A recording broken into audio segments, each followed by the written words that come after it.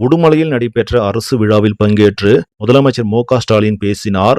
அப்பொழுது அதிமுக ஆட்சியில் திருப்பூர் புறக்கணிக்கப்பட்டது. அதிமுக ஆட்சியில் திருப்பூர் மாவட்டத்திற்கு ஏதாவது செய்தார்களா? திருப்பூரில் கலைஞர் அறிவித்த 5 பாலங்கள் அமைக்க உத்தரவிட்ட நிலையில் பணி முடக்கியது அதிமுக ஆட்சி. அதிமுக ஆட்சி நிறுத்தப்பட்ட 3 ரயில்வே பாலம் உள்பட 5 பாலங்கள் திமுக ஆட்சியில் மீண்டும் நடைபெறுகிறது. அத்திக்கடவு அவிநாசி திட்டத்தை திமுக ஆட்சியில் பணி முடித்து செயல்படுத்தி வருகிறோம். உங்களுடன் ஸ்டாலின் திட்டம் சூப்பர் ஹிட் ஆனதை பொறுக்க முடியாமல் நீதிமன்றம் செல்கிறார் எடப்பாடி பழனிசாமி.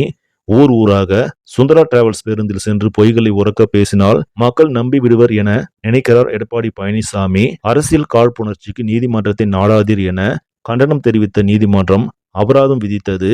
எடப்பாடி பழனிசாமி எந்த தைரியத்தில் மேற்கு மண்டலத்தில் இருந்து பிரச்சார பயணத்தை தொடங்கினார்? எந்த தைரியத்தில் திருப்பூரில் இருந்து தேர்தல் பிரச்சாரத்தை எடப்பாடி பழனிசாமி தொடங்கினார் என தெரியவில்லை. அதிமுகவின் தோல்வி பயணம் இதே மேற்கு மண்டலத்தில் இருந்து தொடங்கிவிட்டது என்றார் அவர்.